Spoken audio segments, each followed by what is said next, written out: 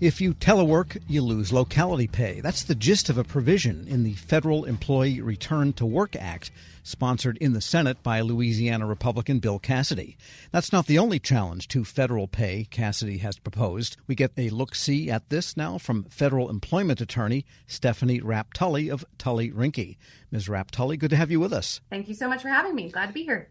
And probably for those that may not, those 5 or 6 people that may not know, let's define locality pay. Well, first of all, the locality of locality pay depends on where your home office is. That is to say, not your home office, but the agency location where you work, correct? Yes, that's correct. Your duty station, essentially. And locality pay then compensates for the cost of living in that area? Yes, that's right. So if someone works in San Francisco, the cost of living in San Francisco is a lot higher than maybe a Midwest town somewhere else. So the federal government has taken to adjusting people's pay to account for where someone lives and works. So if you live, say, in the outskirts of Eden, Oklahoma, but you telework into or remote work into a San Francisco office, you get the San Francisco locality pay? I think it depends on where you were assigned when you started your telework.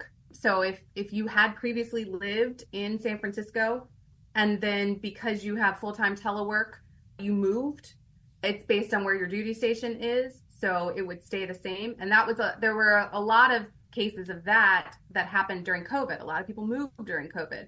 But it's where your home office is, where you reported, and where you started your telework agreement. Right. So even if you telework, I guess the general assumption is that you telework within what would ordinarily be a driving distance, a daily commute distance of your home office. I mean, that's the assumption for most people. Ordinarily. I think telework has expanded since COVID, and, pretty much some jobs you can do from anywhere. There were people who took to roaming the country in RVs, and as long as they had a reliable internet connection and could function, they could do their job. I don't think that that's what the majority of federal workers who are teleworking are doing, but if your job is capable of being remote, you could be anywhere. All right. So looking at this Bill Cassidy bill here, the Federal Employee Return to Work Act, what would it do and what's your take on the whole thing? I think this bill is very short-sighted. I think that there are a number of bills that have been proposed to deal with the issue of we have a lot of real estate in the federal government and very little of it is being used. But I think this bill makes assumptions about telework that are not true. Senator Cassidy actually said that why should you pay someone for not showing up to work? Teleworkers are not showing up to work. Assuming that an employee is being productive, doing their job, and completing their tasks, they are showing up to work. They're just showing up to work in a remote digital format. So I think that this bill is based off of assumptions that are not true for telework. If Senator Cassidy's concern is an employee not showing up, there are adverse actions that an agency can take against an employee who isn't clocking in, who isn't doing their job. There are plenty of those. There's performance-based and there's conduct-based. So I think that this bill completely misses the point of telework and how it can be utilized. I also think that this bill is way too far because it's telework for 1 day a week. It is not for a situation like I was talking about where someone is completely telework. That's their whole arrangement. This is if someone works from home on a Friday, but they go into the office Monday, Tuesday, Wednesday, Thursday, they still lose their locality pay, which means that they would be in the same area as their duty station because they're expected to show up to work for 4 days a week. Right. So the mass telework kind of was predicated on the fact that people could not gather, we thought, together in offices, and therefore right. People that were normally driving in and parking and going into the cubicle every day were no longer doing that, and the bulk of them still were in the locality pay area. They just weren't going to the office, I think is the general model here. Exactly.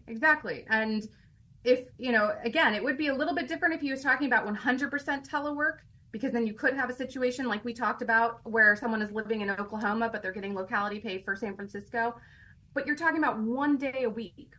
And 1, 2, 3 still means that you're going into the office, which means you're still living in the area where you can commute into the office. Denying locality pay, it doesn't make any sense. We're speaking with Stephanie Rapp-Tully. She's a partner at the law firm Tully Rinke. And what's your assessment of what that could represent in terms of dollars and cents or percentage of pay for the average Fed that does get locality pay? It's a lot of money because it's a lot. I mean, I think it varies based on, GS level and job, but it's thousands and thousands of dollars. And it's thousands and thousands of dollars over time. And as we get to the second bill, it affects retirement too. So this is a lot of money, and it'll affect a lot of employees over a long period of time. Yes, and let's talk about that second bill then. This is called the Federal Employee Locality Accountability in Retirement Act. That's really hitting home, isn't it? What would that bill do, and what's your take on it? Essentially readjust. So the retirement calculation for most federal employees is based on your pay the last 3 years prior. Your high threes is what they usually refer to it as. And that includes your locality pay. And so this bill would say it doesn't include your locality pay. So your percentage for retirement would be significantly reduced by thousands and thousands of dollars, impacting, despite the fact that they, employees, let's say they're retiring next year, they got paid all of that locality pay up to this point, and now their retirement is going to be cut short more than, the percentage already. So it's a huge impact. And again, I think it completely misconstrues the purpose and productivity of telework. And do you think these bills are in contraindication of the general principles of Title V? I do. Yes, I do. I don't think, if this bill were to pass, which I don't think it will, to be honest, but if it were to pass, I think there will be a lot of litigation on it because I don't think that it is a correct way to pay employees. Right. So that's my question. What would the litigation strategy or the basis of litigation be to challenge a bill like this or a law like this if it became enacted? It would be a pay issue. It's a wages issue. So it would be litigation to say that they were unfairly paid. The federal government withheld without a legal basis. I don't think there is a legal basis here. Certainly as written, it completely denies an employee who, when they started their federal employment, was given benefit of the job, and it robs them of that and robs them of that for the long term into their retirement. And what's your sense of whether this bill has wide backing or not? What have you heard? You follow these things pretty closely. I don't think it's going to pass. I don't think there are other bills. Like I know Mitt Romney has a different bill proposed, and I think that there are other things that the Senate is weighing.